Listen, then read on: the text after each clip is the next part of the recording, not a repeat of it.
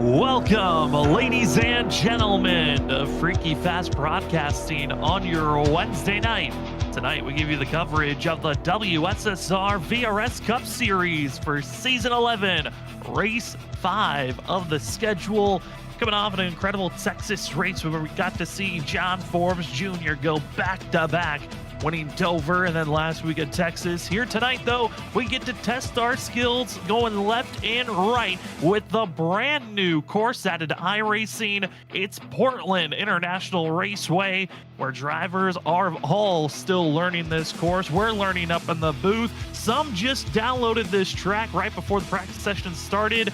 Others have been practicing all week to find their speed. We're excited to give you all the coverage again here on Freaky Fast Broadcasting. My name is Sam Dyer. Joining me here tonight will be Richard Wolsifer. And Richard, Portland, a track, like I said, I feel like we're all learning, but it's been exciting to watch during this practice time. It has been exciting to watch. This track has produced some really great racing in the NASCAR Xfinity Series as well. So it is exciting to see iRacing bring this kind of iconic track for a lot of series to the service. I know a lot of people have been asking for Portland to finally come out, for us to be able to race on it, and here we are, finally able to put Cup cars in Portland. The racing has been great, the practice has been great so far. We've had a lot of drivers trying to figure out where that limit is, because you hit that grass a little bit and it's going to send your car right around, and there is a lot of greenery around this track. There certainly is a lot of greenery. This course in total length, just under 2 miles in distance. It's 1.97 miles in total. 12 corners these drivers will be turning. A lot of chicanes these drivers have been learning can be tough all throughout this course. All have been stating turn 1, 2, and 3. That first chicane is going to be a tough one to watch out for. Those tires that you're still looking at, that's the final bend corner these drivers take. Drivers are worried about that. And overall this evening, it is going to be very good to watch on how these drivers test those limits here this evening. One thing that we do know that we're going to see not tonight, that we saw a lot last week at Texas, cautions. The only time we're expecting to see a caution is if there is a full blockage on this track where the whole entire field goes gridlock. But if we don't have that moment, we are staying clean and green all the way through. We'll have a stage at the end of lap 15, but no yellow, full course yellow will be thrown at that time. So you got to make sure you're inside of the top 10 at the end of lap 15 to get those bonus points. But Richard, coming off of last week where it was just caution filled to now no cautions, I think the field's excited on that factor of, well, just get in your rhythm and you're going to be set. Yeah, I think it's going to be a great time. These drivers get back into a rhythm of racing. They don't have to worry about any slowdowns. Like I said, if there is a track blocker, then the caution will be thrown. And there's really only going to be one opportunity for that to happen the entire race, I feel. It'll probably be turn 1. I think that's going to be the problem for the most of the race. Turn 1, lap 1, that could really produce a massive gridlock of cars. And I think that's going to be the only opportunity we see for caution. But to come off Texas, a very uncharacteristic race for the VRS Cup Series. A ton of cautions at a track you wouldn't expect to see a whole bunch of cautions at. To come to a road course, they can get that out of their head, get into a rhythm of what racing is going to be like around people, and get back on the right track of getting us clean racing. As we're seeing Gavin Rogers and a couple of others still getting their practice in. His practice is closing up here very shortly. We're about to be entering into qualifying. Now, qualifying is going to be a little bit longer than usual with road courses. Usually are a little bit more of a giving sake for drivers, as we will be giving the drivers 10 minutes in length to put down their fastest times, as they will only have 2 laps to do so. Go off course, you can invalidate your lap time by going off into the grass, by going off the rumble strips a little bit too far, hitting the wall. There are multiple ways to invalidate your lap time, so drivers have to be picture perfect on hitting their marks, because it's going to be so critical on having a good run here tonight. And track position could be the start of tonight's evening of how you really want to set the tone for yourself. We know Gavin Rogers, one of the favorites to watch out for. He was the fastest driver during practice. Other fast drivers to watch out for: Drew Jua, Seth Knoll, Christopher Norris, and Zach Hall. Your top 5 fastest drivers from practice, with Vincent Sora, Ryan Kelly, Shane Tarrant, Thomas Green, and Ryan Bird finishing off the rest of the top 10. But Richard, I know he's one of your favorite drivers to talk about. Gavin Rogers, it's a road course. This is where he's known to getting into victory lane. Known Gavin Rogers now going almost 3 years, racing in leagues with him, racing alongside him. And yeah, this is his bread and butter. He is a king of road course racing. He knows how to fling these cup cars around these style of tracks. And generally, he won't, I can't say he won't lose all the time, but I mean, a lot of the times he's lost is a mistake of his own doing that kind of costed him the win of a race. But I mean, he's always one to watch when we get to these road course races, and we're going to ride along with him. He's gotten the warm-up lap down right now.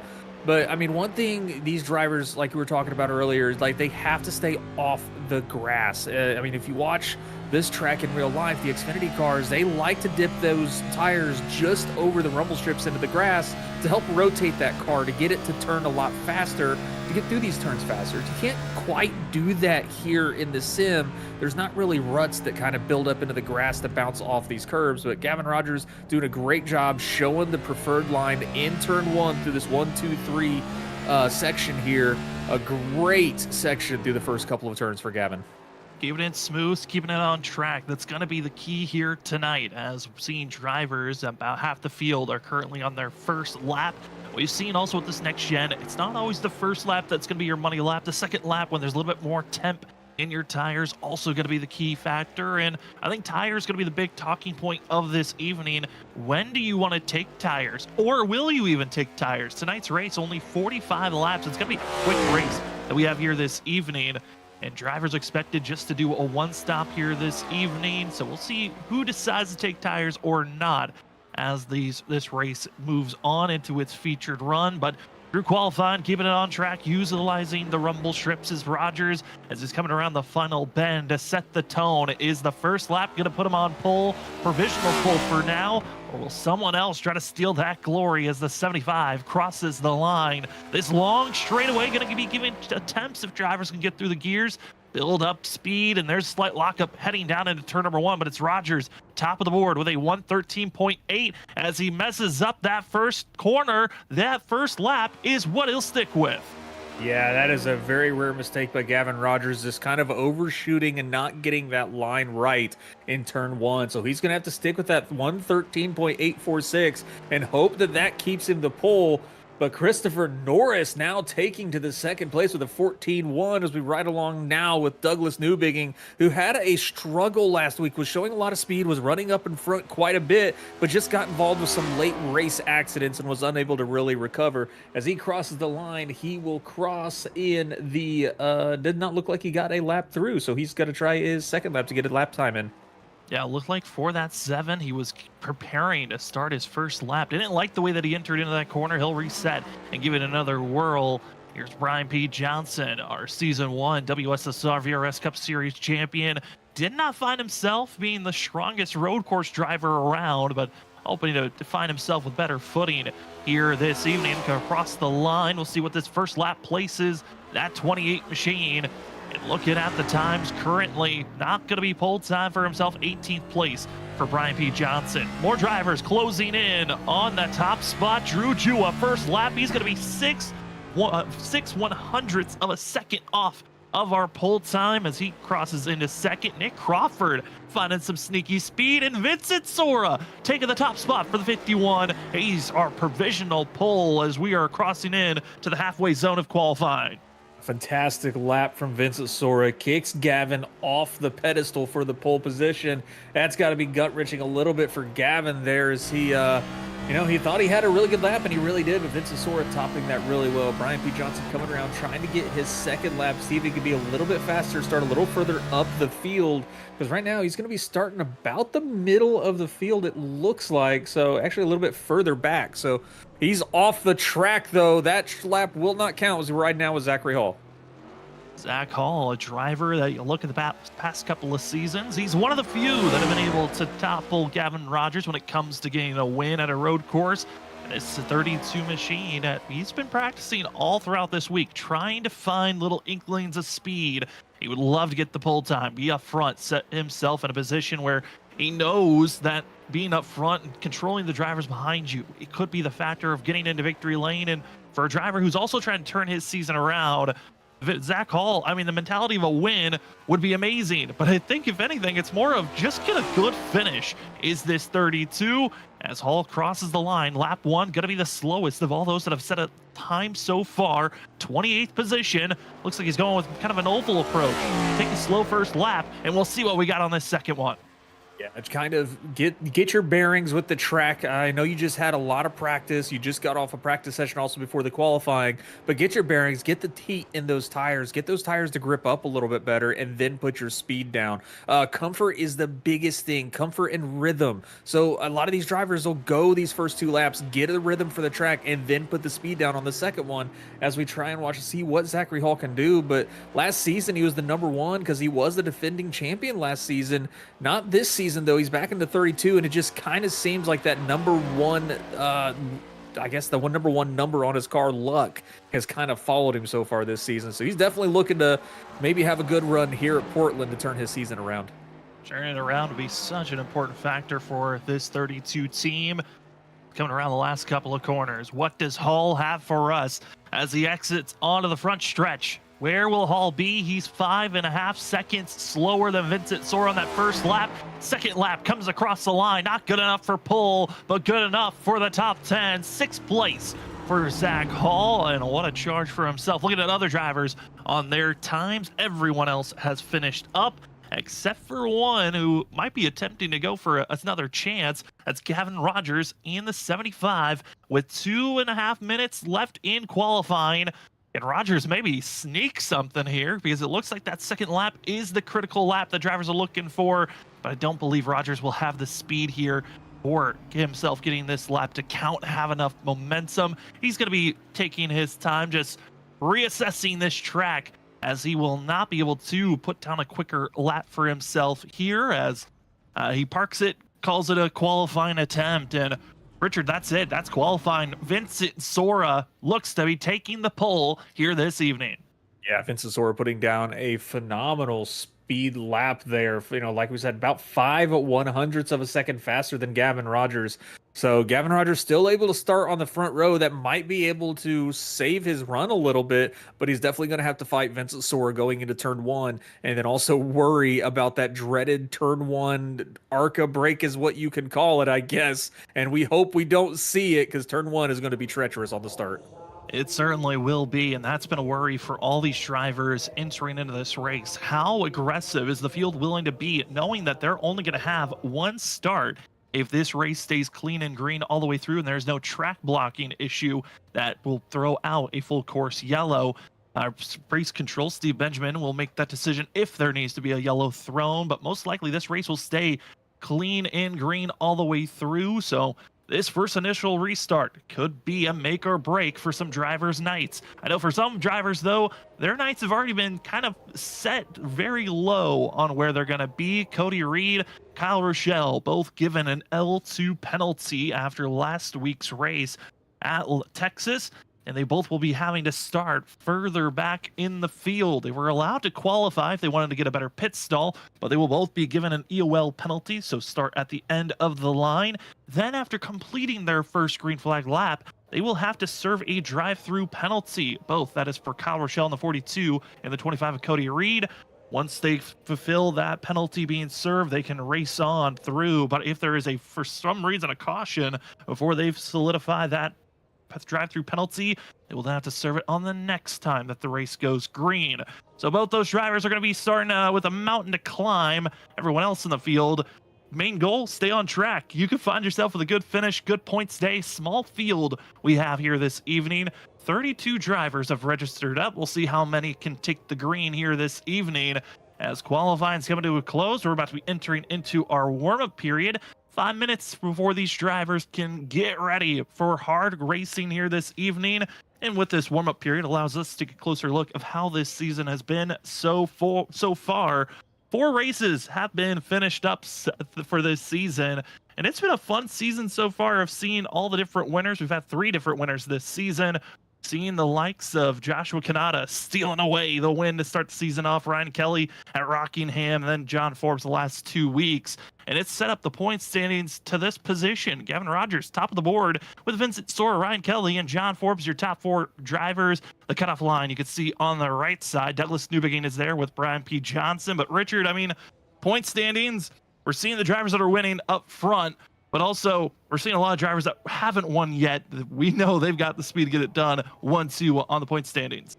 Yeah, they've definitely got the speed to get it done. It's just a matter of time and, what track they're going to be comfortable at to pull that win off. But still, a lot of phenomenal drivers leading the points so far. Last week, Gavin Rogers was able to have a very consistent week, another back-to-back third place win or third place finish for Gavin. That will help propel him to the lead in points over Vincent Sawyer, Ryan Kelly, and John Forbes. So it's going to be great to watch that for the regular season championship, see who takes the top spot in that, but also the cut line. Douglas Newbigging sitting there in the 16th position with Brian P. Johnson behind him. Both of them lost a ton of places last week, so it's going to be another rough start for them. They've got a lot to do to try to defend or try and make the top 16 for the playoffs. And we've had almost 40 drivers or more show up for every race. We're going to be only having 32 drivers, so a lot of points can be grabbed to shift up where drivers are in this point standings moving into our next race in 2 weeks at Darlington. Again, we're going to be having next week off. As we take a look at our schedule, next week, iRacing, a massive update is hitting the iRacing service that's going to be influencing these next-gen cars that we race here in the WSSR VRS Cup Series. Richard, I know for a fact this is the last race that really is going to feel similar to what we've seen the last 2 seasons. I'm nervous on when we come back for Darlington, how much these changes could influence the rest of this regular season, as we've got Darlington, Las Vegas, Bristol, and Michigan all coming up. It's going to be very interesting to see which drivers adapt to the new tire model. That is the big update that is coming for us next week. These cars are getting an overhaul on the tire model. It is going to resemble that of what they did to the prototypes, the GTPs, where the tires do not warm up as quick and they're a little bit looser also. I do believe that is what it's going to feel like. So it's going to be fun to watch what these drivers can do to try to adapt to this change. The good thing is there's going to be an off week next week for them, so they're going to have time to go out and test these tires and see what they can do, to try to get some speed out of them. Try to find the speed, try to find some comfortability, and who might be the new driver that can really shake up with the new effects that are going to be coming in with this iRacing update next week. As we have 2 minutes left in warm-ups, this is our time for our pick'ems. Who are drivers we feel like are those to watch out, or who we feel like could be drivers that could win here tonight? I've got a watch-out driver for my pick here this evening. He's been talking to me throughout this week. I'm going with the Elwood Designs esports driver, Shane Tarian, our one and only controller driver.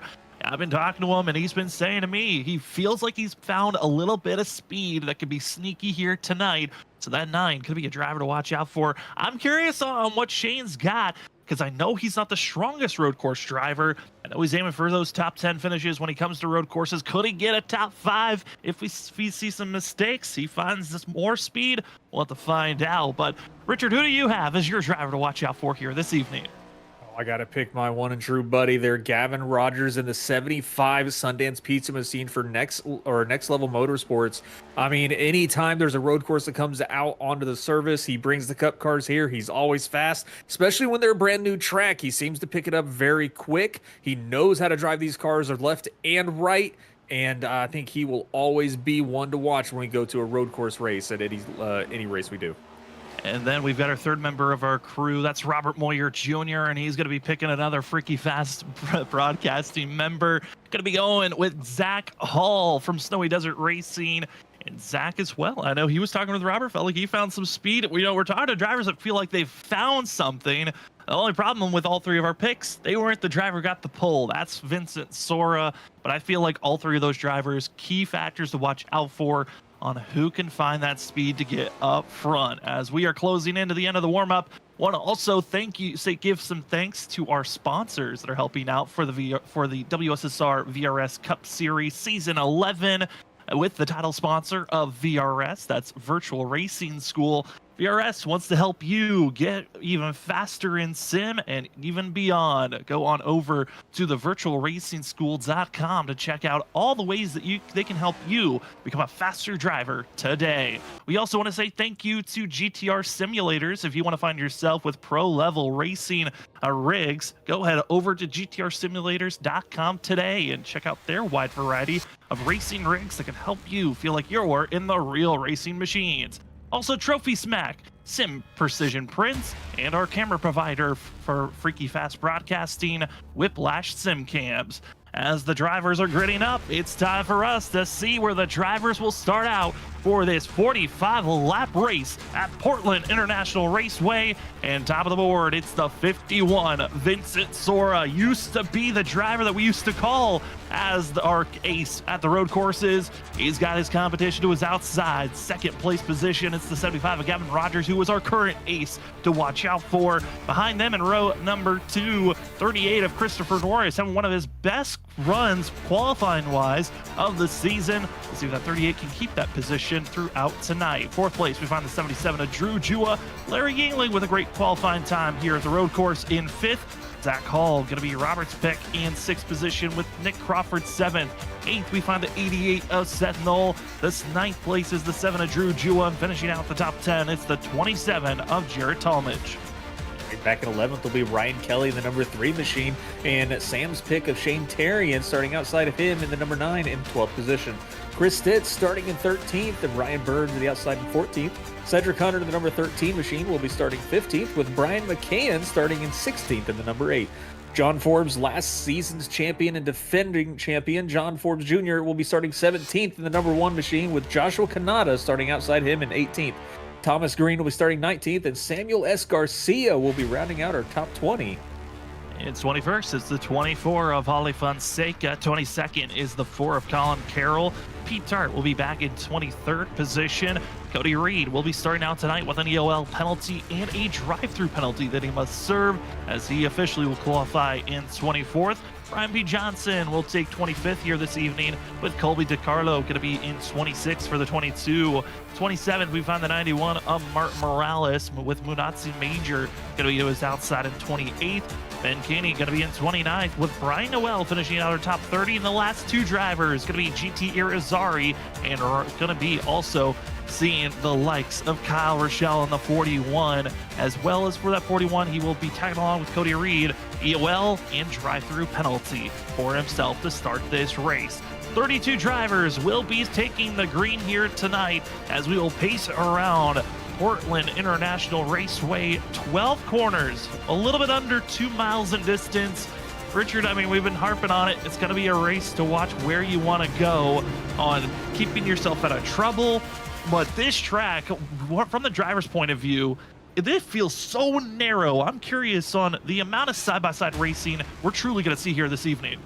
Yeah, it is a very narrow track in a lot of spots, so it's going to be, passing is going to be really hard. There's going to be some major key points for passing. One of those, believe it or not, could be 1 and 2. If you can get just inside or just outside of someone going into 1, you'll have the preferred line coming out of 2, because you'll be able to run them wide. Also, between turns, I do believe it is turn 8 and 9, it is a very, very long straightaway. So if you can get a great run out of those little bitty S's between 7 and 8, then you can get a really good run going down that long straightaway before you hit the sharp left-hand, right-hand turns of 9 and 10 and get that pass complete. So finding passing opportunities is going to be key for your victory tonight. Certainly will be, as the drivers are now just passing over turn number 8, hitting this long straightaway. Who can find the speed here, as going to be one of the quicker corners that the drivers take for themselves before they head down to turns 9, 10, 11, and 12, the final bend that the drivers will deal with. Tonight's race, again, going to be Portland International Raceway, 45 laps in total. We have a stage at the end of lap 15, but no full course yellow will be thrown at that point. You got to make sure you're inside of the top 10 and continue on your way. We have 0 fast repairs, 4 extra sets of tires in pit road. We'll see if drivers decide to use that set of tires or not once pit stops climb around. Expecting pit stops around the midway point of this race. It's expected to be just a 1 stop here tonight. It's the Peace Car about to pull off. It's time for race number 5 of the season to be underway. Welcome to the new road course. Welcome to more road course racing as we are entering the restart zone. It's Vincent Sora, Gavin Rogers, 51 control vehicle waits for the green flag. Green flag is out as here we go. Let the chaos reign as drivers are already trying to go side by side. 3 wide, 4 wide, almost 5 to 6. Further on back down into turn number 1 as drivers are beating and banging, already shunting off into the chicane as it's Vincent Sora taking off and go, but multiple drivers gonna get hit with black flag hold penalties as Sora is clear. It's a madhouse from about 10th on back.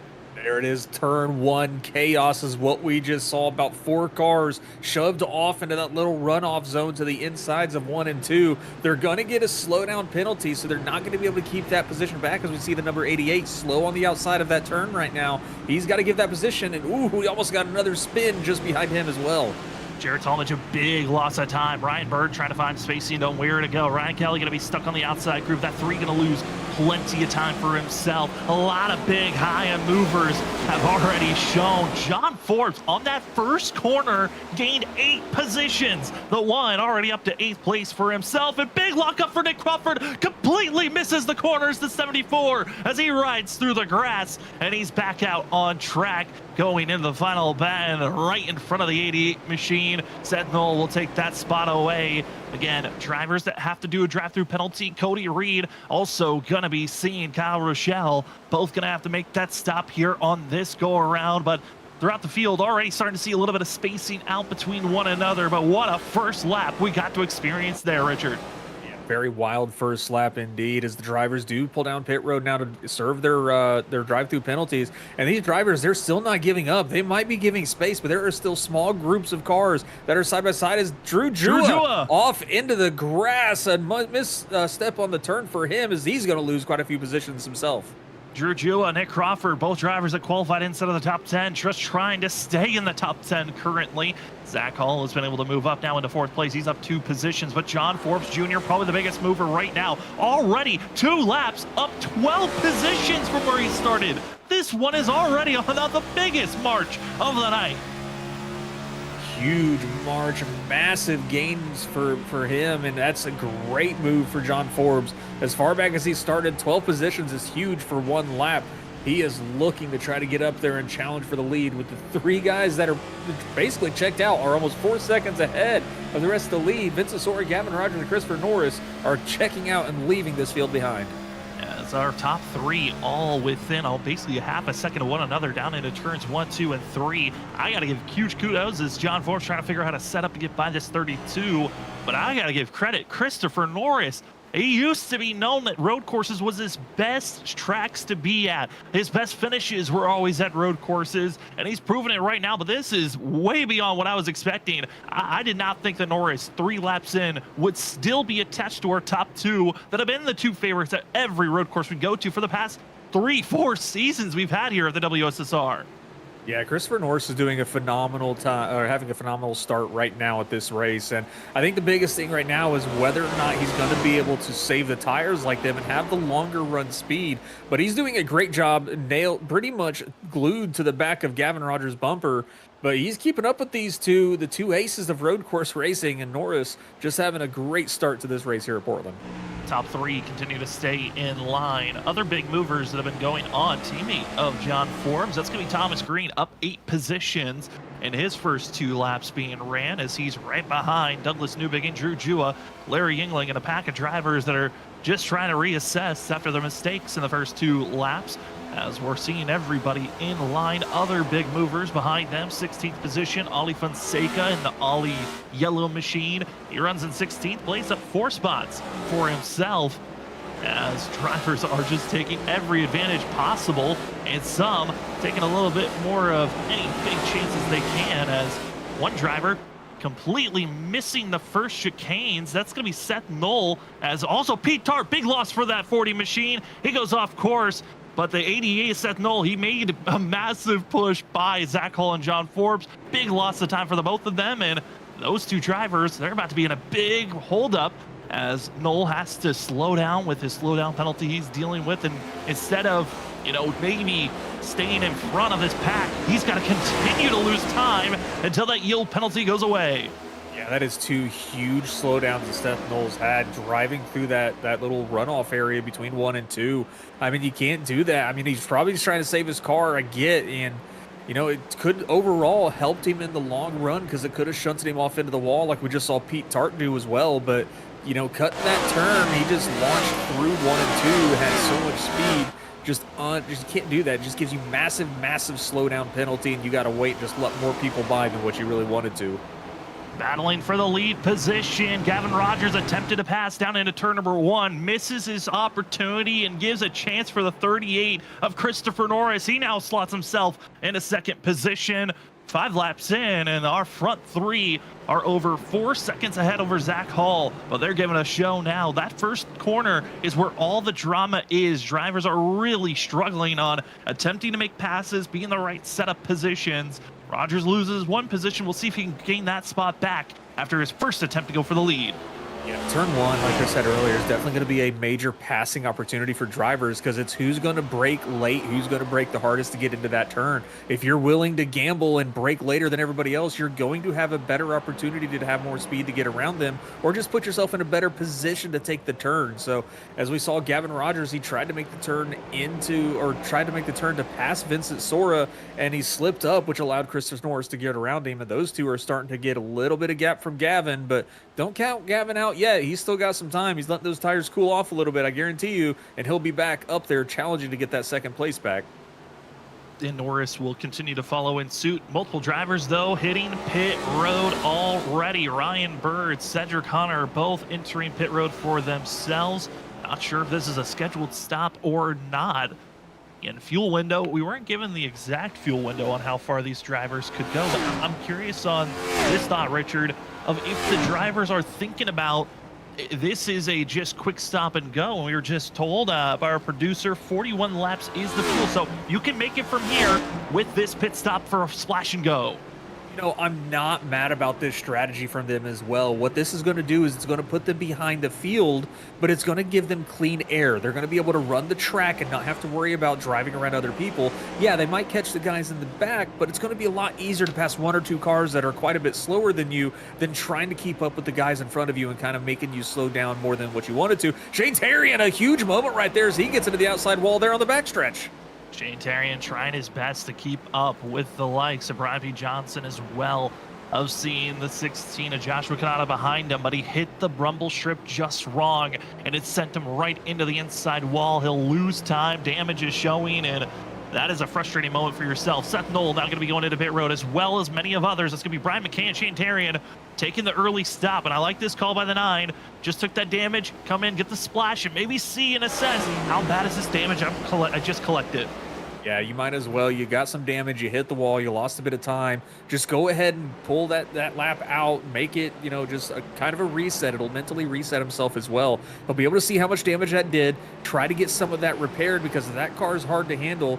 I mean, he risked a chance of spinning out further in the race, already past the pit road and causing more damage. So a great choice by him. Pull in, get the fuel. Don't have to worry about pitting again, and see how much damage you can get repaired.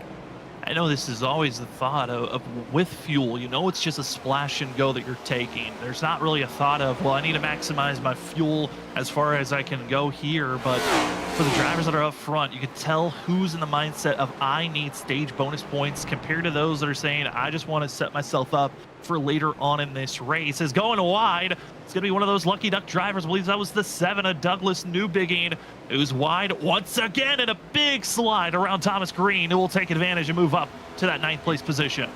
Yeah, those curbs right there coming out of that final turn, you get over them just a little bit off into the grass. It really upsets the car.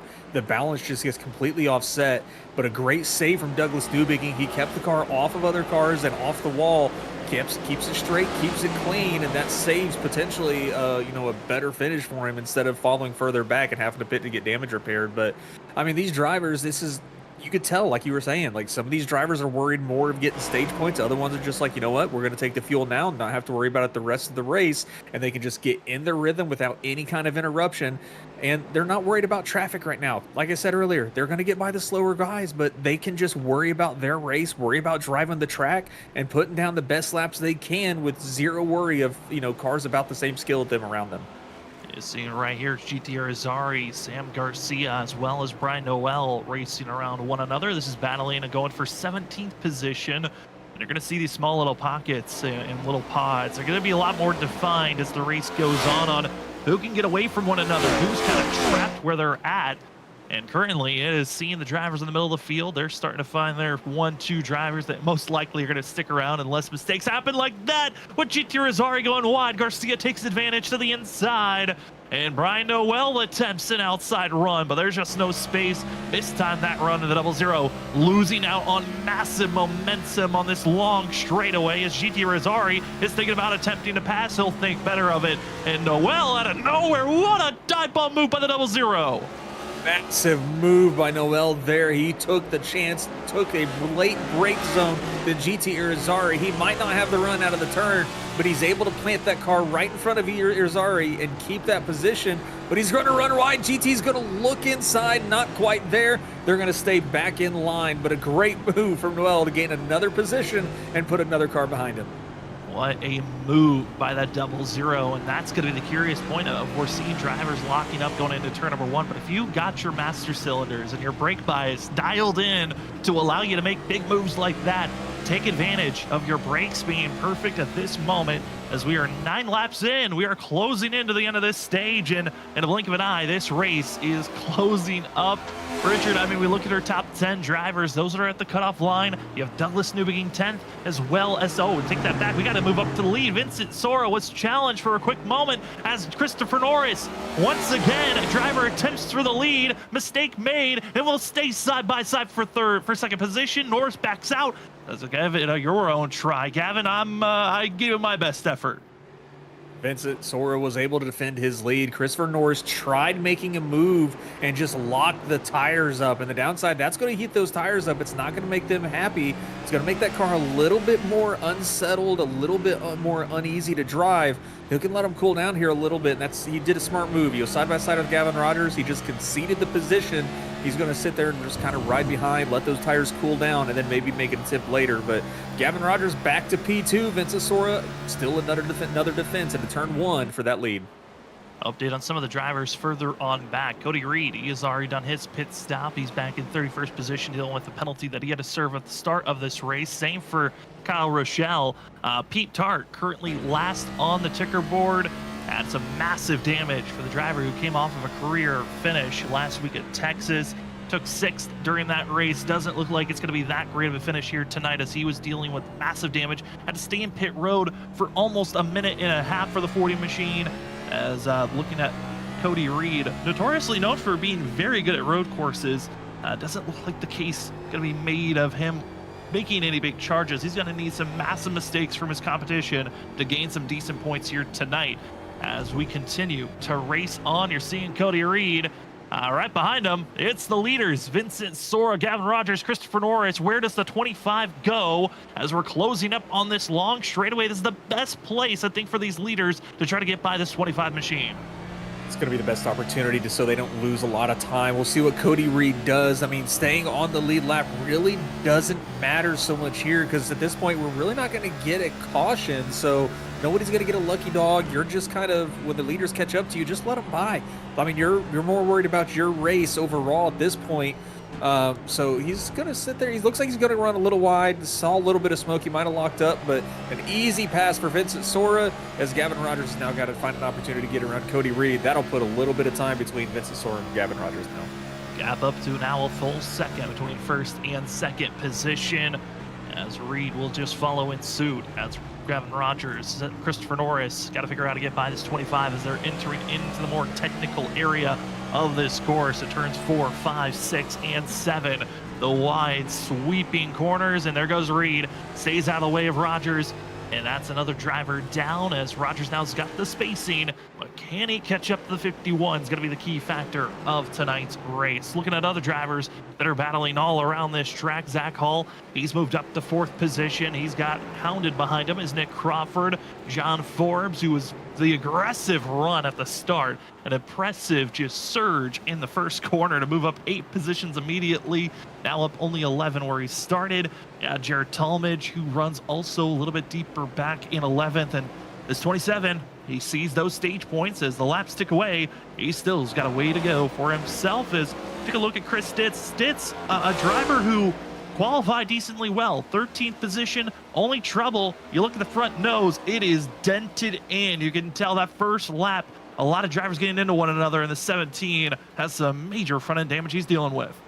Yeah, the front end damage is going to kill that top speed for him. So those two really long straightaways, he's not going to be able to be as fast as the guys that don't have any nose damage. So, and another thing that can affect is that downforce. Whether that's going to affect him being able to turn to the turns, keep that car planted to the track, that could affect his steering as well. So, be curious to know what his car feels like with that damage, but he's doing a good job. He's running up here in the 12th position, so he's maintaining and doing a fantastic job tonight. Up this field as Joshua Kanata makes his way into pit road, as Colby DiCarlo able to get by. Looking at our top 19 drivers yet to hit pit road yet. You can tell how long they want to stay out, at least get to the stage before they do that splash and go call. But already some drivers have been caught with speeding penalties and have had to get those penalties served. Mark Morales got a quick penalty for himself. Pete Tart still dealing with damage. A lot of drivers, though, pit stop wise, been about 4 seconds in length that they spent in their pit stall. We'll see how these leaders want to deal with it, as here's Gavin Rogers, his best opportunity since lap number 4 to go for a pass. He's already to the outside. It's going to be a duel of who's willing to outbreak the other. Here we go, down into the corner. Sora stays low. Rogers slight wiggle as he breaks in, trying to set up the crossover move off the exit of turn number 3, as it's all Vincent Sora, but Rogers showing he's a threat after running down this 51 by over being a second behind at one moment, and he's going to rattle off on the outside, but not enough space nor traction for that move to work.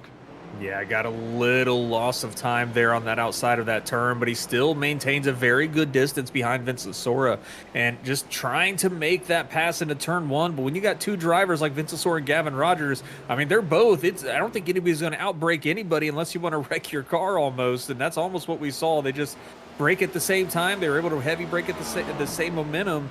And Vincent Sora just able to maintain being in front of him. They didn't get side by side in that turn, but Gavin Rogers losing a little bit more time down the straightaway. He's got some time to rethink where he wants to pass and where he wants to make the move. So he's just going to follow along Vincent Sora right now as they come back onto the front stretch. Will Gavin Rogers be able to get him before the end of the stage? We'll have to see. We'll have to see as Ben just blitzes on by. And you can tell like just cooling off for a few laps and then putting down good lap after good lap as we start lap number 15. This is the last lap of the stage. As drivers, some are coming into pit road. It's surprisingly Thomas Green, before the stage is even over, just a lap away, he was inside of the top 10, decides to go into pit road to top off with fuel. Ben Kinney leaving a pit road currently.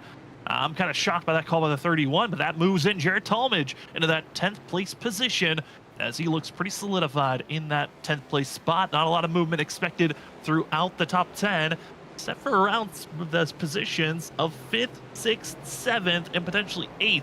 They are all on top of one another during this lap. Yeah, I think Thomas Green might look back at this broadcast or this race and wonder why he made that move. Because I mean, he was in a spot for some stage points, and points are so important. So I don't know why he decided to come in instead of getting the points and then come in a lap later. That'll be something to find out at a later point. But back up here watching Gavin Rogers chase down Vincent Sora, but it looks like Vincent Sora will be the winner of stage 1.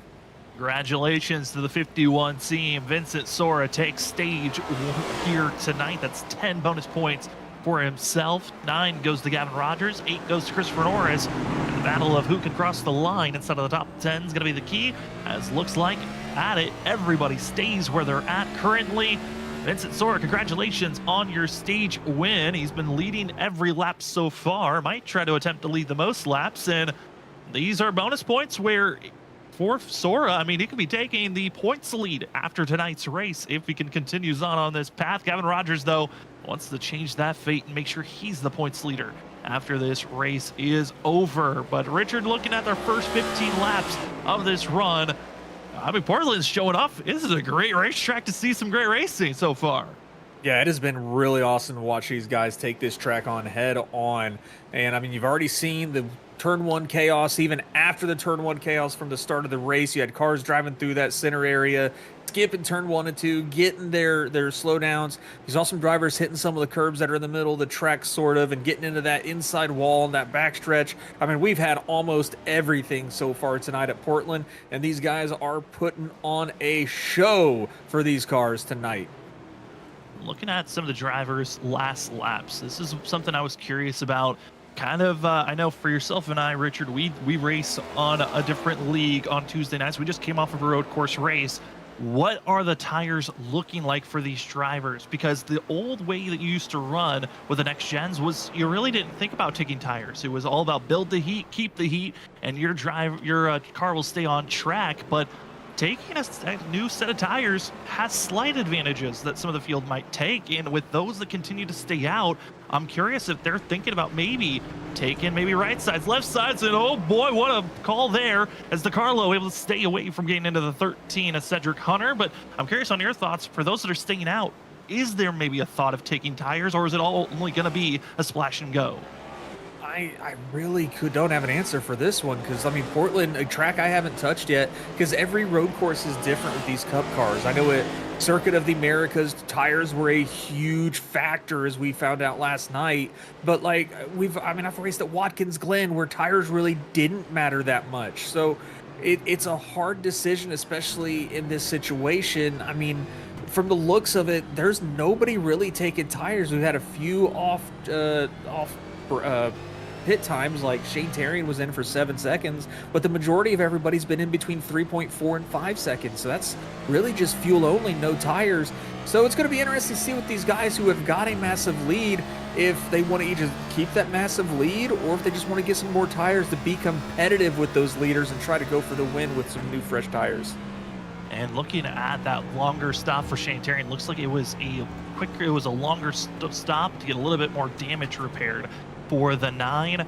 Didn't take any tires for himself as Brian Noel in the 00 now going to be making a stop for himself. Was right on board with a 13 of Cedric Hunter. This has been a fun POV to see his point of view of traffic ahead. Where do you want to go into turn number 1? And you can see everyone trying to get hard on the brakes. Stacked up drivers, some locking up, and how close you have to get to that inside wall, and then hope that you exit out cleanly with lap cars ahead of the 13. Where do you go? Benkini stays to the right.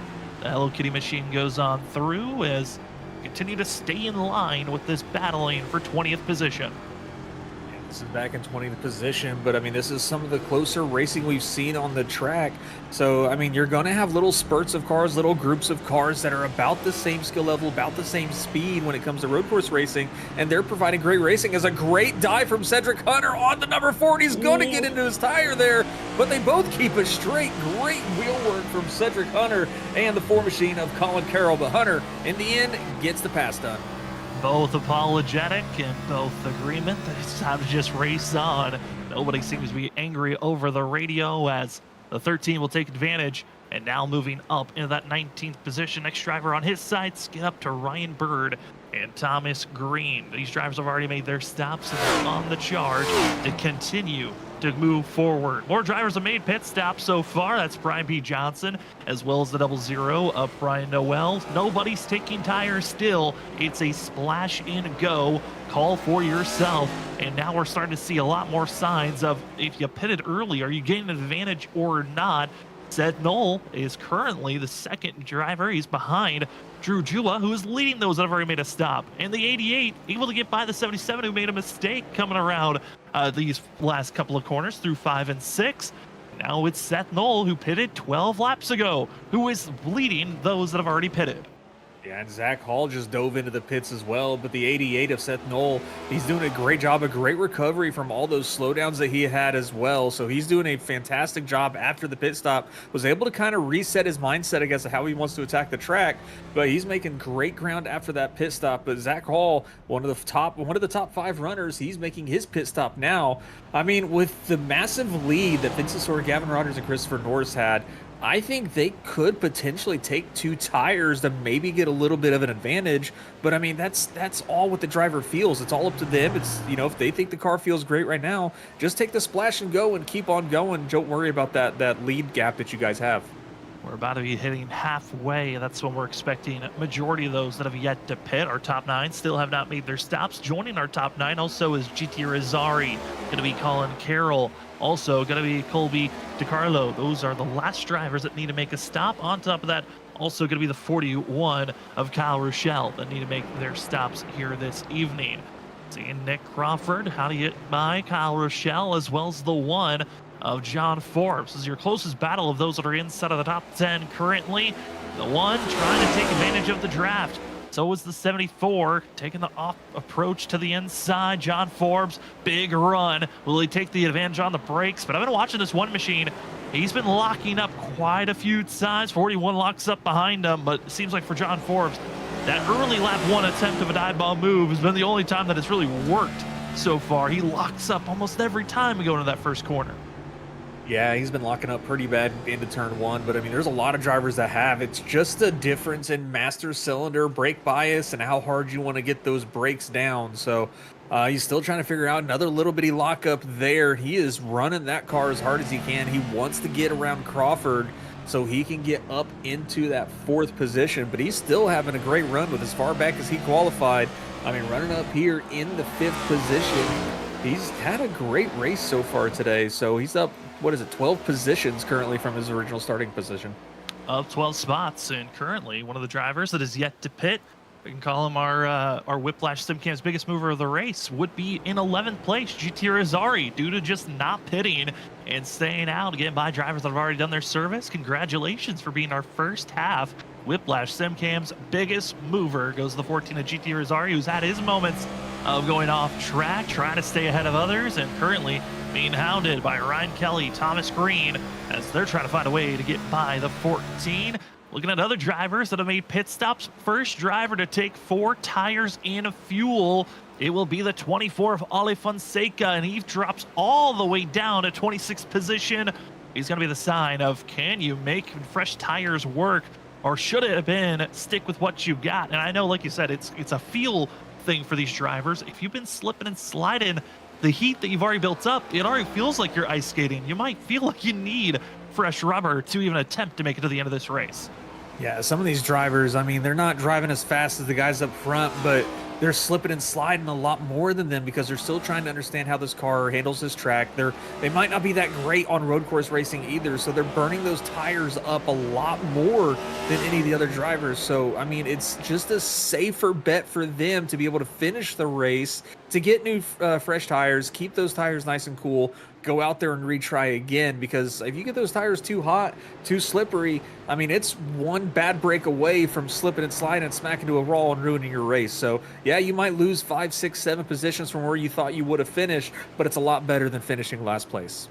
It makes those final laps a lot more comfortable than they could be, as another driver going to be taking 4 tires in fuel. That's Colin Carroll, who falls all the way down to 27th position after they were battling at one moment with the 18th place driver of Cedric Hunter, who's gained a couple of more spots for himself on his recovery run to get back to where he qualified in 15th position, trying to figure out how to get it by his former teammate of Douglas Newbigging. Cedric Hunter, at one moment in time, part of the Lucky Ducks Motorsports crew. That was a few seasons back, and now part of Snowy Desert Racing. Drew Jua, joining up and kind of filling in that spot that Cedric Hunter once had. Start currently seeing the 7 of Douglas Newbigging trying his best to hold strong on this spot. That was a great exit out of turn number 2. Now into turn number 3, the 7. Great runs for himself. Looking at other close battles that are happening on track ahead of this group, those that are currently leading the way of making pit stops already, 8th place runner Zach Hall trying to stay ahead of Seth Nolan at 88. I mean, this is impressive to see how much time he has gained back as Zach Hall has gotten done with his pit stop. He is currently leading those that have already made a stop. The only issue, Vincent Sorr, Gavin Rogers are in their own zip code, and I don't know if even if they stop and take 2 tires, they might still be ahead of this 32 and 88 crew. Yeah, they definitely could still be ahead if they took 2 tires. But again, that is up to the drivers. I doubt they will. But we did just have a big moment with Christopher Norris into turn 1. He was on the brakes way late and got into the door of Brian Noel, almost causing a big wreck there in turn one, but they were all able to keep it straight for the most part. A few words were exchanged over the radio, but huge moment that could have been really, really bad. Tempting big passes, not going to work out. And Noel not happy about it. So you're seeing Zach Hall here. Zach Hall, one of helping out in sponsoring this series with his brand new company that it came around, Sim Precision Prints. If you've ever thought about getting custom equipment, buy a 3D printed system for sim racing gear or one-of-a-kind pieces, go check out Sim Precision Prints today. That's simprecisionprints.shop. And when purchasing with purchases over $50 or more, you get a 10% gift, 10% off using the promo code WSSR. Sim Precision Prints, precision prints, performance delivered.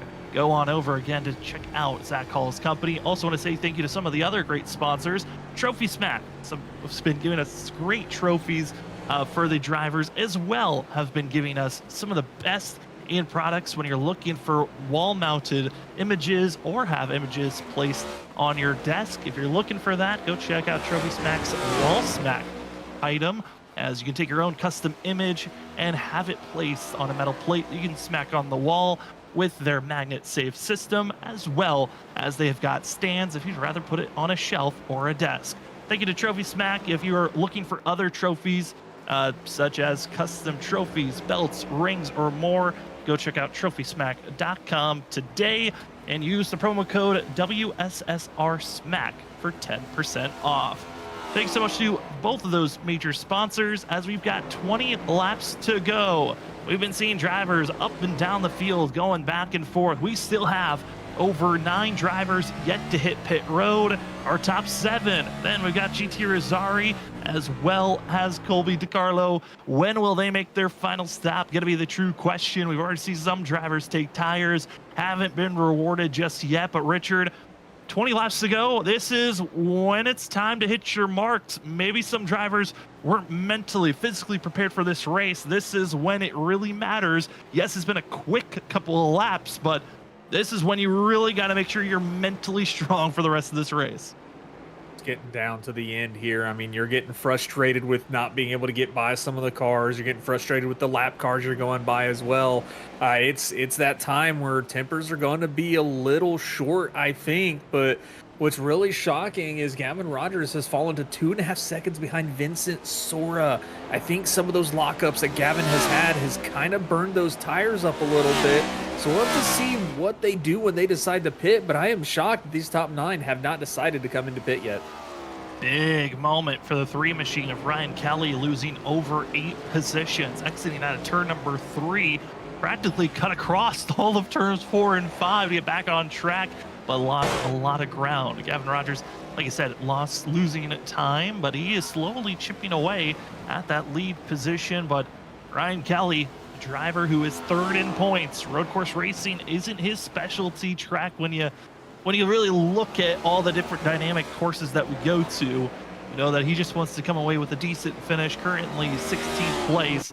You'd love to stay ahead of Thomas Green and a few others, but I mean, if you're struggling at a race, a top 20 is not bad in a field that we traditionally see over 40 drivers show up. As you're seeing Monazzi Major kind of put in a tricky spot in that Major's machine. They'll lose time to watching the 3 and the 7 take off and go into turn number 1. Yeah, Ryan Kelly, it is definitely odd to see him this far back in the field, being 3rd in points also. But, you know, maybe if we go to a track like Sebring that's pretty much all concrete, maybe he might have a better chance. He is really strong at concrete tracks, but I mean, he said he's not super strong at road courses. He'll be back and stronger after this one, though. I guarantee you he'll be back up there challenging for the lead again. But he's just got to get through this race and try to get his best finish that he possibly can to try and keep that 3rd position in points. Yeah, looking for our top 7 to finally come to pit road, and one of them will finally enter. That's going to be John Forbes Jr. in the 1 machine, as he's heading into his box currently. You want to see future races, we'll be back in 2 weeks. We're taking next week off as iRacing is having a major update. Just want to make sure that if there's any issues that pop up, we give the league and iRacing time to get it fixed up before we come back for Darlington, June 18th. Don't want to miss out on that one, as that will be the surge move forward to see what changes have happened to the vehicles, to the tracks. We cannot wait to see it. As drivers are having their own moments, the fight of who is leading those that have already made their stops goes on. Chris Stitz enters into pit road to get service done. The battle for sixth, Zach Hall given a yield penalty as John Forbes Jr. entered back into the track. They got all clustered up into turn number 1, and now we got a 4-horse race on who's going to hold on for sixth. Was watching that as we were waiting, and yeah, so John Forbes came out right in front of all those drivers, and this is going to be a huge race and a big move from Brian Noel to take the inside of John Forbes. Forbes got a little loose, but they're backed against the doors again. That might be 3 wide. Drew Jula is looking to the outside. He almost but takes it smartly and backs off before they get to turn 8. And it's going to be seen that they'll get through. Forbes, though, being pushed around. Drew Jewett says, I'll take that spot as he continues to muscle on the inside, utilizing that rumble strip. It works out for the 77, but Forbes, how much is he willing to be stuck like that, being pushed around? Will the 1 dive low? Will he stay in line? It looks like it's going to be an early stop for the 1. Late dive, but it's the 77, a slight wiggle and hold on moment as they all stay straight through the exit turn 2 into turn 3. Woo! Big scary moment going down to those final corners, but somehow the best of the best here in the WSSR VRS Cup Series keep it together. Yeah, they kept together, kept it off each other for the most part, and kept it straight. And John Forbes losing some positions, dropping back to the 8th position now. So unfortunate for him coming right out of the pits and losing positions. But some great racing from these 3 guys is, I mean, oh man, it was almost scary seeing Drew Jua take it 3 wide. That's something you really don't see this late in the race, but then you saw how fast Drew Jua was able to take turn 1 and 2 and just kind of get a great launch and get away from John Forbes as we ride along here with Christopher Norris still chasing down Gavin Rogers for that 3rd place. Great battles all around. Probably the closest one and just as crazy as what we just saw for that battle for 6th. It's the battle going on for 12th place. GT Rizari's got a mirror full behind him. It's Brian B. Johnson, Ryan Bird, Douglas Newbig, and Ryan Kelly, as well as Cedric Hunter. This is a gaggle of cars, all trying to fight for position as well as they can, as Douglas Newbig in trouble behind him. Ryan Bird able to try to slot his way behind Ryan P. Johnson. Single file for now as they're side by side and finally in line. I mean, Richard, we know that every position matters for these drivers. They want to say, hey, I got the best finish I could. But when you got a group like this late on, 16 laps to go, this is the most dangerous part of the race. You're mentally frustrated. Maybe you've been stuck around these guys for so long, and some people will get those tempers of, you know what, maybe I'll give a little bit of an extra bump into this corner. Yeah, I could see a chrome horn being used at any point in time because, you know, the good thing about this also, like as a driver, you see those cars in front of you and they're that close to you. That is points. You're not just driving around not seeing anybody. Those are people you can pass. Those are points you can get. So not only is it, this is the best I could have finished, you know, I got a better finishing position, it's points. Every point matters through this long season of racing before the playoffs, and you got to get to that top 16 if you want to have a chance to win in the championship at the end of this season. But we got a huge move right here. GT Arzari losing a spot there. A great move from Ryan Bird. Ryan Bird able to slot his way through. Going to be also seeing Ryan Kelly pass on through. Also Hello Kitty trying to make the inside work. Got a little loose and had to back away. Dallas Newbigging has to just slot following the 13. It's another lap of wait and see. The only problem for GT Rizari is Cedric Hunter. Big diving move down to the inside, trying to get by as quickly as he can. They'll stay side by side for now. Irizarry with the advantage. Can Hunter stay close? He will. Inside, almost contact with a 13. They continue to rattle their way forward into turn number 4, and Hunter gets that pass done. Now it's going to be the question in the mirror, where does the 7, a Douglas Newbegin, want to go? But for Irizarry, he is still yet to pit. He's going to have to make a pit stop at some moment, unless he's been driving slow enough that he's found that extra bit of fuel to make it to the end without a stop. I mean, it's possible he could have, but it's just, you can see it's not working out very well. I think just pitting and getting the fuel would have been smarter, because you're just driving too slow to be able to make up really any time.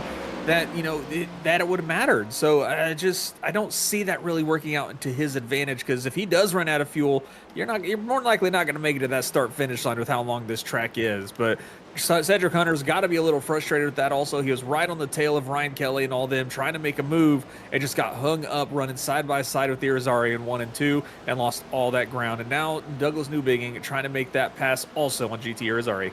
See if Irizarry is going to stay strong, back out. It looks like he will back out of the question of this battle.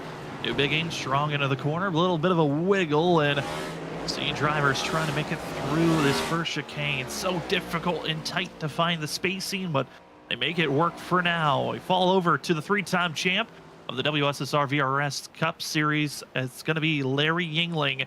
Quiet night for the 67. He currently runs in 5th place. Probably the most action that he saw all throughout this evening were those first 3 to 4 laps before everyone started to space away from one another. But if you're Yingling, I mean, this has been a nice little Wednesday drive for yourself, as all your competition is either about 10 seconds ahead or 8 seconds behind, and you're just in your own world hitting your own marks with 13 laps to go.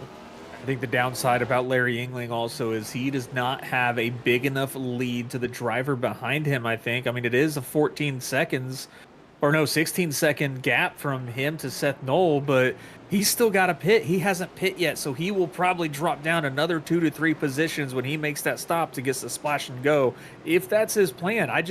With 41 laps as the estimated laps you can make on this fuel tank, I don't see these drivers making it to the end.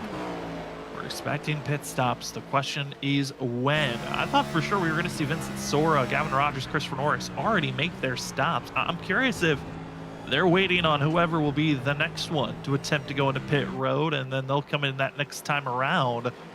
Because you think the longer they wait, the more pressure you're putting on this stop of, hey, if I make a mistake here with the amount of laps that are left, I might not be able to recover if I make a mistake going into pit road. Yeah, because I mean, when you make that mistake going to the pit road, we saw it with Gavin Rogers, like I mentioned earlier, at Watkins Glen. He had a dominating win, a commanding lead at Watkins Glen, and when he made his green flag pit stop, he just got a speeding penalty, and it set him back. It lost him that win at the Glen. So it's really a lot of pressure, especially now this late in the race. I mean, if you make a mistake going into pit road, that can completely cost you the race, the win, a top 3, even a top 5. So it's a matter of who's going to pull the trigger first, and it's going to be interesting to see which driver decides it's time to come in first. When do you want to make that stop as the field continues the race on? Well, also they say thank you to some other major sponsors of the WSSR VRS Cup Series. Being the title sponsor, VRS Virtual Racing School.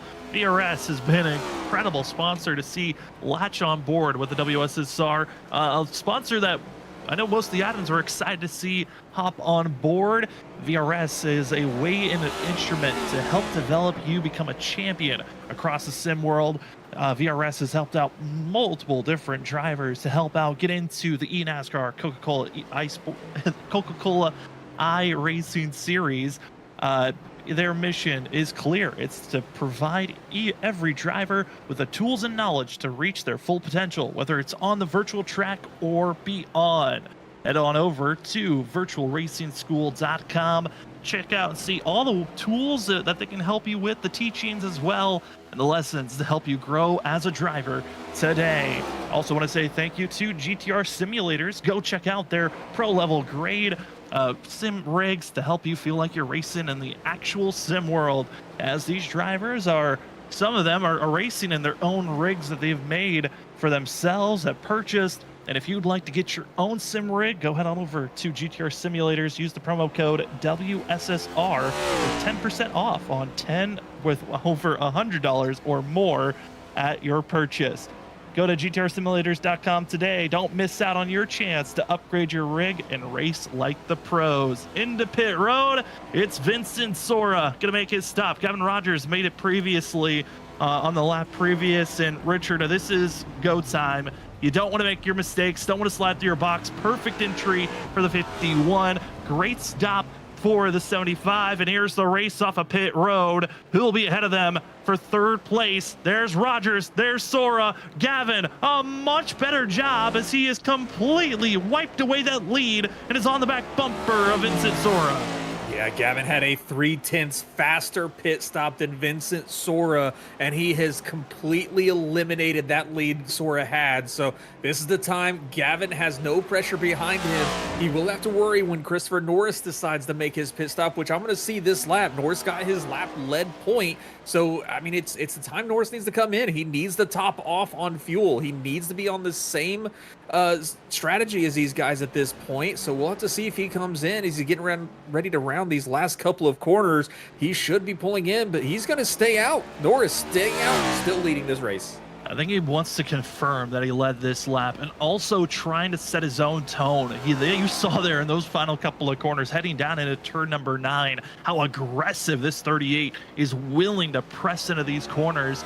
And it looks like for Christopher Norris, it's try to have a good entry lap, so at least you're maybe cutting down time compared to Vincent Sora and Gavin Rogers, who those two drivers, they got to be careful. Nick Crawford yet to go into pit road and could be caught by both the 51 and the 75 in the next couple of laps, and this could be a tactic for Christopher Norris, Nick Crawford teammates. Could they be playing a game of Crawford lets Sora and Rogers catch you and maybe try to hold them up for a little bit?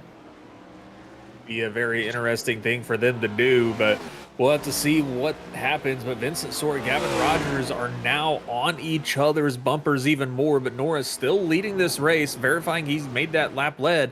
We'll have to see if he pits this time. That'll be interesting to see. But Nick Crawford sitting there in the second place. Like you said, teammates. We'll have to see what the strategy is between these two guys. Maybe Nick Crawford will slow down and try to slow up those guys. Maybe give Christopher Norris a little bit more of a gap. But Norris staying out for a third lap instead of coming down pit road. This is going to be a lap that could be critical. That last one, over 15 seconds in time. It was a 1:14.7 this last lap compared to Gavin Rogers' lap. We'll see what they put down once Sora and Rogers come across the line here. Was that gap built out or was it shrunk? Again, Christopher Norris last lap, a 1:14.7. Sora, a 1:14.2. Gavin Rogers, a 1:14.4. They are running faster than Norris. He needs to pit. He's just losing time at this moment as they continue to race on. Bleeding time at this point. There's no reason to stay out. The longer you stay out, the further back you're going to be from these guys to even challenge them. So I don't think it was the best of options for him to stay out, but we'll have to see once he gets into pit road and gets that service done, gets as little as, or as much fuel as he needs to finish this race. We'll have to see where that puts him out behind them, but we're following around Nick Crawford getting passed by GT Irizarry as Sora and Gavin are starting to catch Crawford now, and this could cause a slowdown for those guys for Christopher Norris.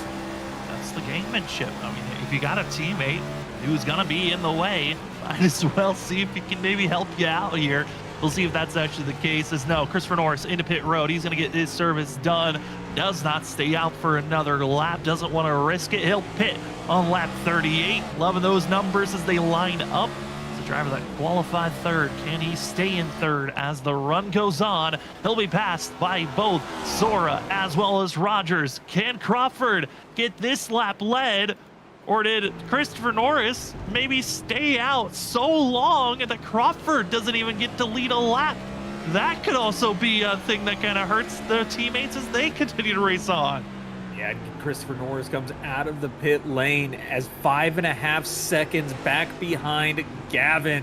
So not a great response from him. He's going to be a hard time to catch back up. But these guys now stuck behind Nick Crawford and GT Irizarry. This might be enough of a slowdown. This might let Christopher Norris catch up as they're going too wide in front of the leader now. And there he is, Vincent Sora able to get around almost. He's going to make the pass against Nick Crawford and take the lead back.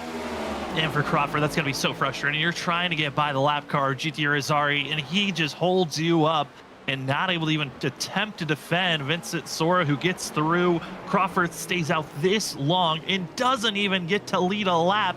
That's got to be frustrating, and that might be a conversation between the teammates in the future of what strategy calls you want to make, because I believe the call might have been, hey, I'll pit now, let you lead a lap, and then you can get your own service done. Does not work out.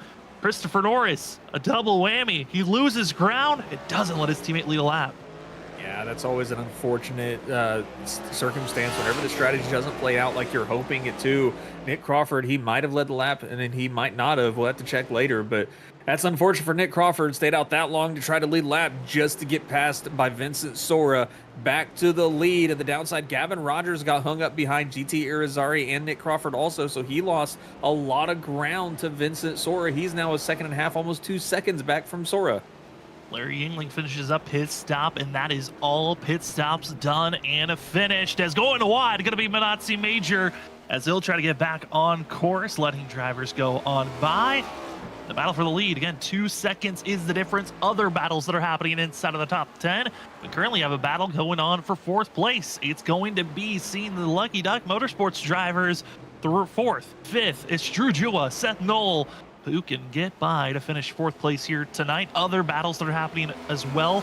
Battle for 6th place. It's Zach Hall, Nick Crawford, and John Forbes. They're on top of one another. 3 drivers for 6th position is this group. Also have the slight battle for 10th. It's kind of a blown up gap, almost up to a second between them, of Jarrett Talmadge and Larry Yingling. And then also another cluster of drivers, Ryan Bird for 14th, 15th, Cedric Hunter 16th, Douglas Newbegin, as that is a trio. But currently on screen, this is your closest battle, as it's the trio for 6th place, going on against one another, Zach Hall, Nick Crawford, and John Forbes, who will find themselves being ahead and almost with the top 5 here tonight.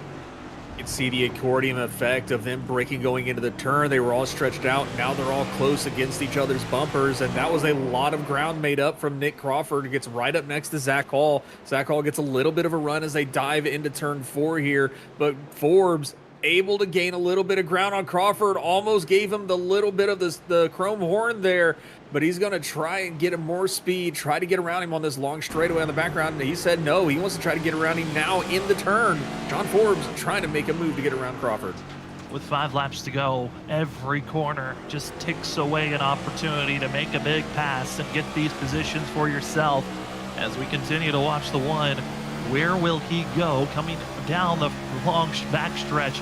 Turn 8's completed, heading down into turn number 9, 10, 11, and 12, and into the wall. Gives him a quick graze for the 74 and the 1 machine. And that's something we really haven't seen a lot of his drivers just misjudging the entry into turn 9, trying to maximize the amount that they can come out of the corner, as here's now 2 separate battles. The battle of drivers that are a lap down and those that are on the lead lap, as Ollie Fonseca and the 4 of Colin Carroll, they're in their own separate duel, as you got the battle for 6th place going on in between them. Yeah, Nick Crawford is able to make a huge move to get Ollie Fonseca between him and Forbes. Forbes is going to try to get around Ollie Fonseca, but that's not going to happen very easily. Forbes lost a lot of ground when he hit the wall like Crawford did on that back stretch. It got him really loose and out of all sorts because he wasn't able to make the turn very well. He's still side by side with Ollie Fonseca. He wants to get around him. This has got to be frustrating for John. And Ollie Fonseca, John Forbes, they race around one another on Monday nights in the ISRC Truck Series, as we will have their championship race at Kansas this upcoming Monday. You don't want to miss it, as Forbes trying to become a 4-time champion with 4 in a row, as Ollie Fonseca making it difficult. Will this be a sign of what we might see heading into Monday night, as Fonseca couldn't hold back anymore? He'll slot in line, now going to be behind. Who can try to sneak their way through? That's now Thomas Green. That's going to be behind Ollie Fonseca, trying to run down the 1. Thomas Green, a fantastic run from him up in the top 10, as he's going to try and get his nose underneath Ollie Fonseca. Not able to do it. Ollie's going to take the middle of the course. Green going to look to that left side. He's going to dive low to the right side. He's going to try to outbrake Fonseca. And we'll have to see what happens going into turn 1. They break about the same, but Green commanding position right there and is able to pass Ollie Fonseca and take not necessarily that position, but now he's 1 car closer to get around 8th place of John Forbes. 3 laps to go, about to be 2 laps to go for the 51 of Vincent Sora. What a charge he has had so far. Late issues though for one driver, Ryan Kelly. Trouble out of the exit of turn number 2, losing out on over 4 positions. He now falls outside of the top 15. But as the exit at turn number 12, look up the flag stand and you're getting the two fingers. It's 2 laps to go for the 51 of Vincent Sora. Our pole sitter here tonight has looked unstoppable. There have been drivers that have attempted. Rogers took a couple of shots to the inside. Norris did as well. But we've got ourselves the 51 looking good to get himself back into victory lane, as that's going to be Ben Koenig off to the grass, letting our leaders drive on by. Yeah, Vincent Sora has had a commanding lead, led every single lap almost tonight. Everybody that attempted to pass him, they could not make that pass complete, and I think they burnt up their tires quite a bit, locking up, trying to get around him, and I think that's where Vincent Sora was able to succeed. He didn't have to overdrive his car. He didn't have to lock the tires up. That pole position really proved it was the prime position to start this race, and Vincent Sora is proving that right here on the backstretch. Now on the backstretch, finishing up corner number 8, now seen in sights, 9, 10, 11, and 12. Our braking zone, utilizing the rumble strip 1, over the rumble strip 2, arching onto the outside of turn 11, exiting turn number 12. Vincent Sora, he looks up, and there is the white flag. This race will become official. It is going to be Vincent Sora with just one more lap to go before he can call himself a winner, as he has looked so good this season. There's been moments, there's been times, but tonight, the 51, just one more parade lap to go before he wins here at Portland. Wanted to show the start of the season that he has still got it with a weak start last season, was able to recover and still make the playoffs, but he has put a dominating stamp this season so far, and he is showing a great run tonight at Portland. And I mean, Vincent Sora, he's not necessarily the winner yet. He still has quite a few turns, about half the track left. One mistake can completely decimate that 2-second lead from Gavin Rogers, so he still has to be perfect. It might not be a bad idea to not worry about those lap cars in front of him. Just race your nice, clean race and keep that car completely stable and straight. He's been hitting his marks, been looking great. Down into turn number 9, Vincent Sora. It's been a while. It's been since the last race last season. He thought he would find himself in victory lane a few races ago. Not the case. It takes him just 5 races, and it's Vincent Sora back into victory lane. Portland International Raceway winner is Vincent Sora. Other great battles that are happening are currently on track. It's the Lucky Duck drivers, both going off course, battling for 4th place. It's going to be Drew Jua throwing it all away. Seth Knoll pushes his way through, and a congratulations on 4th place for the 88. Other battles that are happening for the chance of 6th position. Halsey will make the pass. The one of John Forbes goes through as Nick Crawford trouble on those final corners. He loses 2 spots. What a great charge between themselves. Then we fall back to 13th. Exit out of turn number 12. Cedric Hunter, he tries to get the better run. Does he have the draft? Doesn't look like it's the case. And Ryan Bird will hold off for 12th. But man, what a late charge there was from Hunter. Yeah, Hunter had a great late race charge there, was able to get further up, and little goofy things happening there going into turn 1. But again, a fantastic run for Vincent Sora tonight. Wins this race by a comfortable 2.5 seconds over Gavin Rogers. He has got to feel good about starting pole, getting the stage win, and the race win. It was a spectacular run there late. Rogers, as he was coming to the line, I think he might have ran out of fuel for the 75 or found himself being very slow as he was letting Christopher Norris creep his way to the line. But for Vincent Sora, what a run for himself. He'll take the victory here tonight, as it was a hard-working job and showing off. He had to defend over Gavin Rogers and Christopher Norris, but ultimately will take the gold here this evening for us. We will step away. When we come back, we'll talk to our top 3 and a spotlight driver after this. What a run, what a charge. Enjoy this 151, as we will be back after this.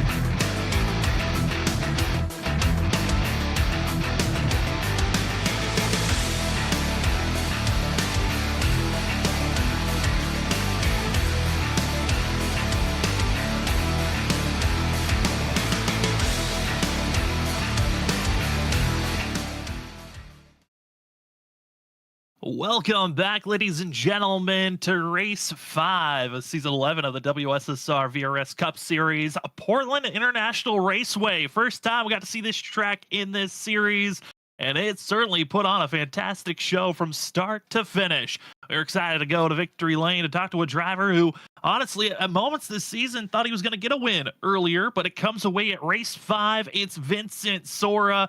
Vinny, like I said, there's been moments this season where you felt like you could get into victory lane. It just didn't line up. Instead, it's the road course. You did it in a pretty dominant fashion with a couple of drivers giving their best shots to get by you. Wasn't enough. How are you feeling, though, after getting your first win of the season here at Portland? Oh, dude, I'm really pumped up right now. I haven't won on a road course or even been close enough over here in so long.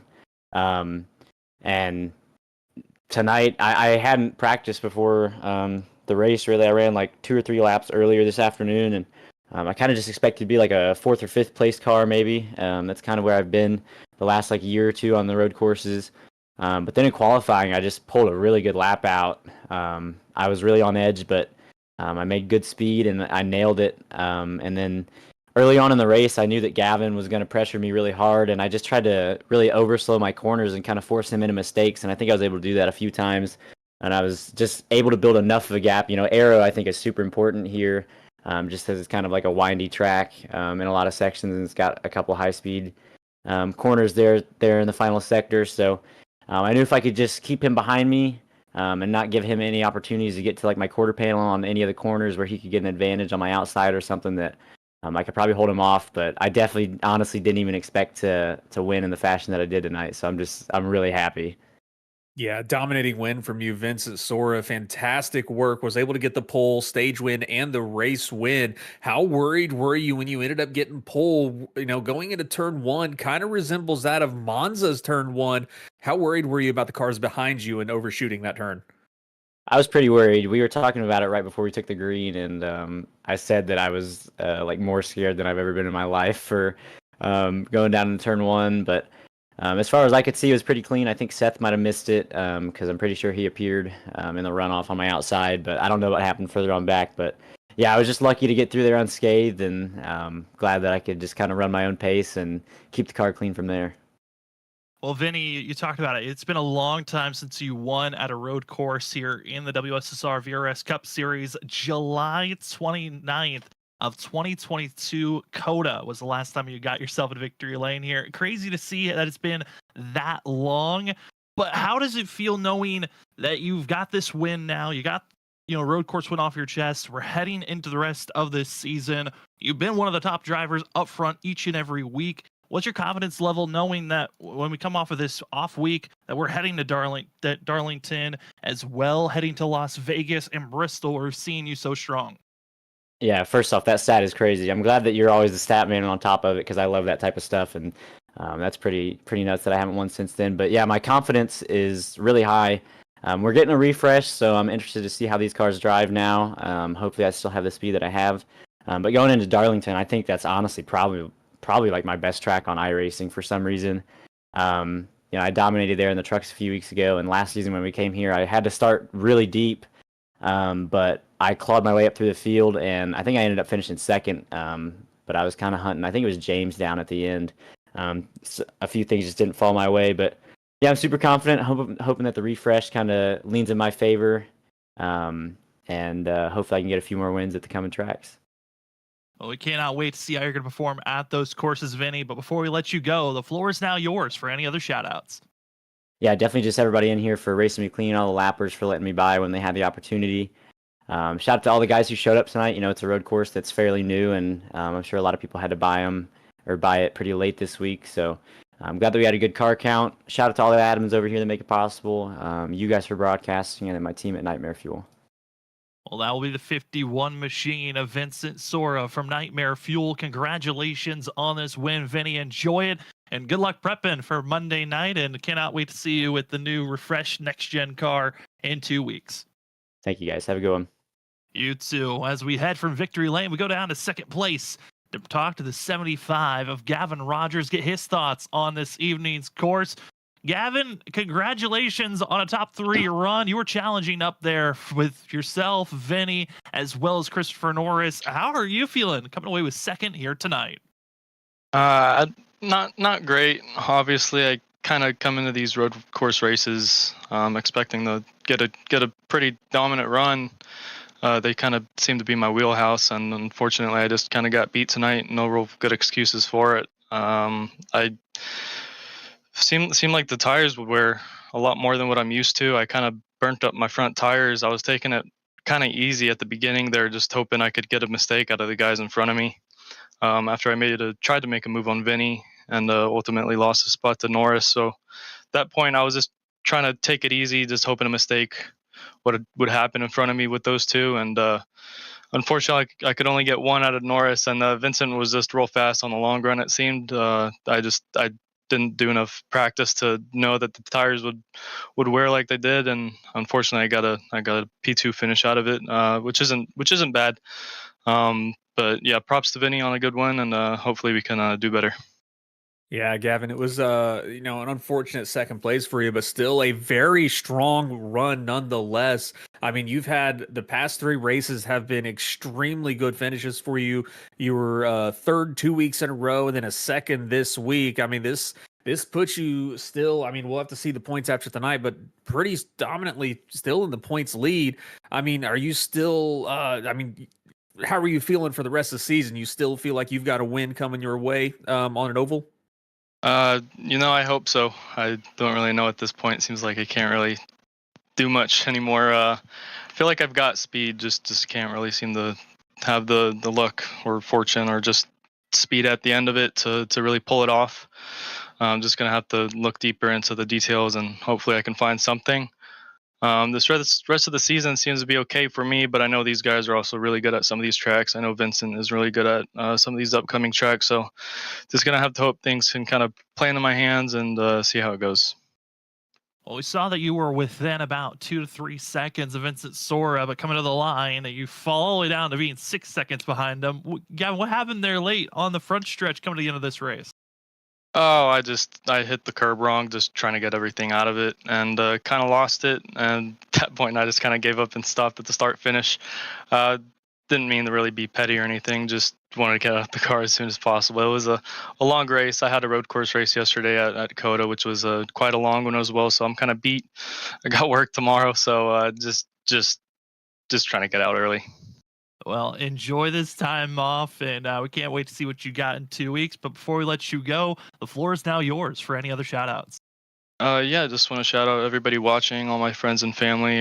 Wish I could have pulled off a win for them. I know they were kind of putting high standards for me, and unfortunately, I couldn't reach those. But shout out to them for supporting. Sundance Pizza, all my buddies on the sim side, Nick hanging in there with me. I know he's sick. Hope you feel better. But yeah, I think that's about it. Appreciate you guys doing a great broadcast for this league as well. Well, thank you for giving us such a great show to call. That'll be second place finisher here tonight in the Next Level Motorsports 75 machine of Gavin Rogers. Gavin, congratulations on second. Enjoy your time off. Enjoy this finish, and we'll see you in 2 weeks at Darlington. Alrighty, thanks, boys. As we move down from second position, we go down to third to a driver that's crazy to say. 3 weeks ago, he was probably on one of his worst runs. Found a little bit more pace last week at Texas, but ultimately comes away third here tonight with a very strong performance. We got the 38 of Christopher Norris with us. Norris, what run was that, and where did this come from? Because you looked quick right off the rip, and you stayed with our top two all night long. How are you feeling though after your performance? Pretty good. I think it's what I really needed after the first four races, or should I say the first three races for me, because I was turning left and went a little bit too far right and got myself suspended. But hey, that happens. But we here. So I mean, it's pretty ecstatic to actually finish in the top three again in this league. I mean, it's such a hard thing to do. Now I know road courses are kind of unfortunately my specialty, which is not unfortunate. Just wish I was a little bit better and faster on the ovals. But I mean, still third place, kind of close to these guys all night. I kind of sucked at the end, but being so close to Gavin and Vincent for those first like 20 to 30 laps is insane because those guys are typically lights out, especially Gavin. But I mean, hey, good on Vincent for holding them off. Yeah, Norris, fantastic race today. I honestly would not expecting you to be able to keep up with Sora and Gavin Rogers as much as you were able to tonight. I mean, I see you do really well at road courses typically. But the end of the race there near the end when they were trying to make pit stops, you stayed out like a good 3 or 4 laps longer than the other guys. What was the plan and that decision making there with Nick Crawford, your teammate, running second place? So honestly, I kind of disconnected from my team. They were talking amongst. Yeah, of course. You guys, of course, put on an amazing broadcast to the admin team for, of course, running this league in and day out. My family for watching, and my uncle, if he's watching as well. They always like to watch and support and check in on how I'm doing in these races. My teammates, Nick Crawford, Cedric Connor, Zach Hall, and our special guest, Brian B. Johnson. And then also customlids.com if you're looking for a hat that's custom for just yourself or custom for entire company. Reach out to them. They have discounts on more and more sizes. So if you get like 10, 20, 30 plus, or maybe even a couple hundred, more discounts and more. But yeah. Well, that will be your third place finisher here tonight, the 38 machine of Christopher Norris. Chris, congratulations on this run. Enjoy it. Enjoy your week break, and we cannot wait to see how you perform in 2 weeks at Darlington. Thank you. As we move from a third place finisher, we'll move to fourth place because they had a crazy run to the end. It was the battle of the teammates come across that final corner. Both were dirt tracking it practically. We've got Seth Knoll with us. Seth, what was going on there late with your teammate? Because it looked like you and Jujua were trying everything to give up that fourth place position. How are you feeling, though, with your performance here tonight? Yeah, it was a good little brawl with Drew. We had some fun there. Pretty disappointed overall with our pace. Not exactly the pace we were looking for. Lap one chaos kind of set us way behind compared to the leaders, and I guess we managed what we had okay, I guess. I mean, P4 is not terrible. It's just I was hoping for maybe like a P2, maybe battling for the win at least in the picture. But considering the circumstances, fourth ain't too bad. Yeah, Seth. It was first of all, so I wanted to say that I love your paint scheme. It's I love the Dale Jr. Nationwide throwback look. It looks great on with the Tiltify and everything in that 88. But yeah, we saw a few times you ran through that turn one there. I mean, obviously turn one chaos for lap one is going to happen. But I saw it a few other times. You had a few slowdowns. And do you think, I mean, I guess you kind of already said it, but like, do you think that could have definitely changed how this race could have been being up there racing with Vincent Soren and Gavin Rogers? I mean, the second one really didn't affect us too much. That probably lost us like 6 seconds. That we sort of been at like 17 seconds back. But I mean, it's all I don't have the word for it, but it's all garbage once turn one happened. To be honest, just not really gonna be able to do much just because you have so much traffic to get through. I tried to flip the race. I don't know if anyone caught that, but I put on like lap 6 or something, just trying to get in clean track because it was so hard to pass. There was only like one corner where you really could pass without them making a mistake. And yeah, the one time I did end up missing turn one, I actually got loose and then somehow ended up locking up the right front as I got loose. I was like, screw it, I'm just cutting. We'll just make the best out of this corner. And yeah, I mean, didn't I mean, seem to Seth, affect us, but never know. I think a lot of what ifs was the call for drivers that weren't in the top three tonight. Seth, I know we've got ourselves another what if scenario. What's going to be with the new iRacing update? What have you learned about the update? Do you know about the update coming up, and what's your confidence heading into the future of this season, knowing we've got this iRacing change coming in next week? I don't really know a whole lot as far as next gen stuff. So we'll see how that ends up working out, whether it's heavy amounts of dirty air that makes it really single file, if we're still having tire saving heading into Darlington with that track being so much about the tires. So we're all gonna find out next week, and guess we'll see who's the cream of the crop after the build. Cannot wait to see how you perform once that build comes out. But Seth, congratulations on a top 5 finish. And before we let you go, the floor is now yours for any other shout outs. Appreciate boys at Lucky Duck bringing me in this season. Even though I'm still just kind of part time, it's cool to run the Tiltify with No Kid Hungry Foundation on the side. with a little Cosman threw together a little Dale Jr. throwback. We'll probably run the same scheme again at Darlington. I think that'll fit. So appreciate you guys putting on the broadcast. I'm sure I'll be watching while I'm working tomorrow and watching the pain and misery as I slowly fall back. Well, it was a blast to see you make the recovery, even with the early struggles, Seth. And thank you for giving us such a great show to call. Congratulations on 4th. Enjoy it. And we'll see you in 2 weeks at Darlington for our next race. All right. Appreciate you, boys. As that will finish up our interviews here tonight. Got to talk to our top 4. So we take a closer look at our unofficial results here tonight. Got to see a lot of big movers and changers up and throughout the field.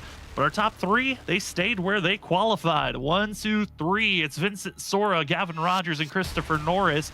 Then we see the change up with Seth Knoll in 4th. Drew Jua 5th. 6th was Zach Hall, where he started with qualifying. I know Hall's just excited to finish a race for himself as he will take that 6th place position. John Forrest, probably the most entertaining start to the race, goes to the 1 as he moved up 8 spots in just 1 corner. He'll finish 7th here tonight. Thomas Green, he moves up to 8th, our second biggest mover of the day, up 11 positions from where he started. 9th was Nick Crawford, and Larry Yingling will finish out our top 10.